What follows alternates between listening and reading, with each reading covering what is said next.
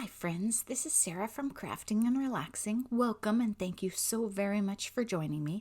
This is the second video in the series that I'm doing with Melody about our July dailies, and she's making memories with Melody. And first I'm showing you, this is a paper bag and I've used these products on it to make my cover. I used archival ink. I could have used acrylic paint too, but I didn't want to wait for it to dry. And my yogurt lid is what I used to adhere my stamp to. It was handy. So you can see how I made my cover. A little bit of white gesso, a little bit of white paint, some red paint, and some stars. In the prior video, I showed you that I made my cover out of cereal boxes. First, I painted it black because I had one idea, and then I painted it a lighter white just over it to wash it out because this paper bag was pretty thin and I just wanted to be sure black didn't show through. You can tell I had no plan. Now I'm just trying to figure out which way I want to use this paper and which is going to be my front and my back. You can see that this has a seam, so I decided to make that the back of my cover. And then I'm looking at the spine of it to see if it has enough stars on it and where I might be missing stars. So then I realized I need a couple more. Since I stamped the paper and made this cover without any thought for how it was going to wrap around my cereal boxes, I just wanted to be sure that I didn't have any empty spots on the spine and on the back side. So I'm just adding a couple more stars, and you can see this is a very scientific process how I do it. It came down to the stamp blocks were in a different spot and I didn't want to stop what I was doing and go find them. I wouldn't do this for a sentiment on a card because a yogurt lid is a little too squishy, but it's fine for junk journaling. Okay, now the stars are pretty much dry. I'm just touching it, getting the extra off. I'll wipe it on my clothes and we'll go on. Now I can trim down this paper and get it to fit the spine. When I made the cover, you saw me use PVA. Now I'm going to use my score tape. You can call it score tape, you can call it double-sided tape, you can call it sekwang, which is what it says on the back of it. I don't speak Korean, I don't know how to say it, but you can use whatever you have. If you have Scotch double-sided tape, it would have worked just perfectly for this too. This is, I think, 3/4 of an inch wide. You can tell I sped this up. I'm not that fast. So I just thought this will be great to work with. If you use double-sided tape, you don't have any dry time. You don't have anything that oozes out. And I think for my cover, I wanted the stability of that dried wet glue in there.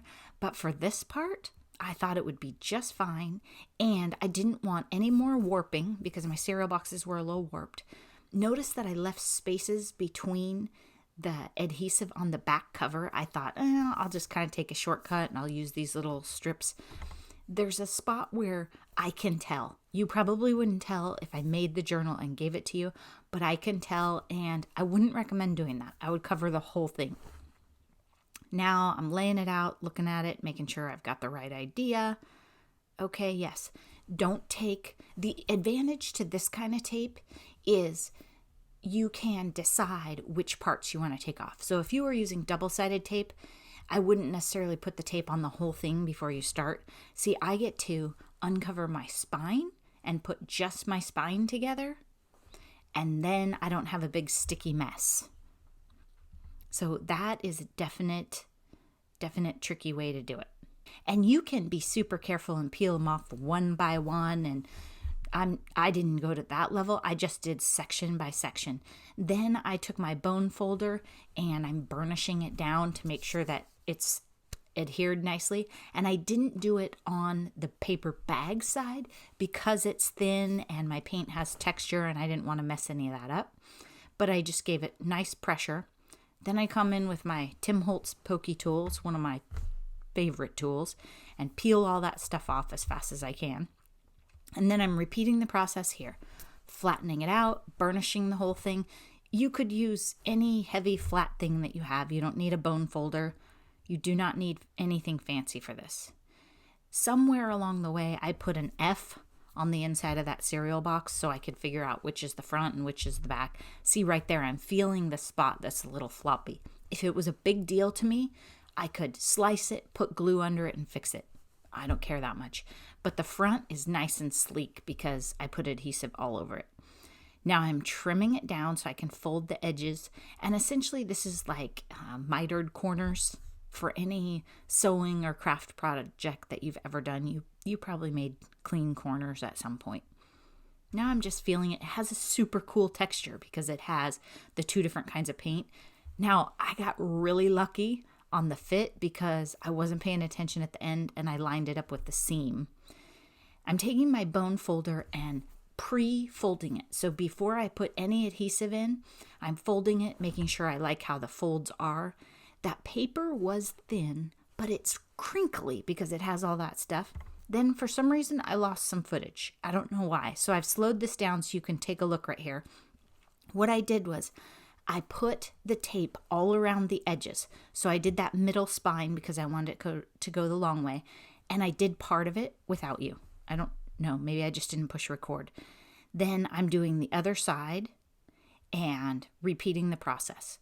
So around the edges, I put the tape along the edge and then made sure that my corners folded up nicely. And, I did that a little sloppy, but it's fine. Okay, there we go. So I'm ready. I have that part. Now I have fabric. Melodi, on her website at melodymade.com, she sells kits and she does what she calls fancy flows. And it's for junk journaling. And she did these red, white, and blue ones. And in the kit that she sent me was this piece of fabric. And I wanted it to be part of my cover. I think I originally envisioned it as the exterior, but then I switched it to the interior. I like to have different textures and different things going on. And you'll notice I came in with pinking shears. I thought that was more fun than a straight edge and less work for me to mess with. So I'm putting that on the inside. Please keep in mind that the red, white, and blue of this is not a political statement. That's not what I'm here for. I'm here to bring you joy and not talk about what's going on in our world, which is so sad. So this project was planned way, way before. I mean, I think we started this in May when she sent me, we planned this before she sent me my happy mail of this kit. So anyway, then I'm going to repeat the process. On the inside, I already have the edge, right? So I'm going to put this down. Now, what I should have done was gone over the top of the paper again, but I didn't really think about it at the time. I like how I did it in the end, but I mean, I have a band of like a little bit of adhesive where you can't see on the cereal box there's adhesive, but where the paper came over the top, there's nothing sticky there, right? That's okay. I always have lots of glue. So peel it all off again. You've seen that part. Lay it down.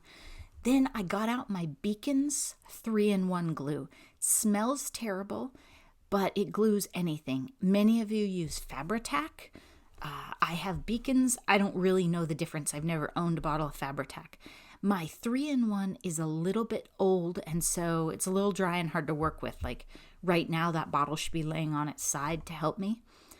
But then I'm just going to go around the edge and hit the fabric with the 3-in-1, and that'll lay down and it'll hold it really, really nicely so that in the coming months when I'm playing with the journal or when I'm looking back over it in the future, it won't give me problems. And when I pressed that down, I was gentle because if you have this wet, goopy glue and you push it out too much, I would have gotten leakage, right? So what I did was I just tacked that fabric down onto that wet glue. I didn't want it to seep out at all.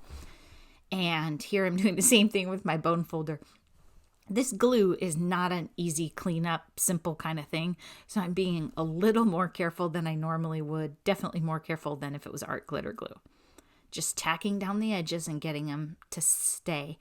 And I love the zigzag look on the edges because of the pinking shears. And when you touch this cover, you have so many different textures. And if you saw Melodi's video, she decorated her cover a whole bunch of different ways. I might leave mine just plain like this. Next, we're going to work on the inside and start putting some signatures together. So that'll be a lot of fun.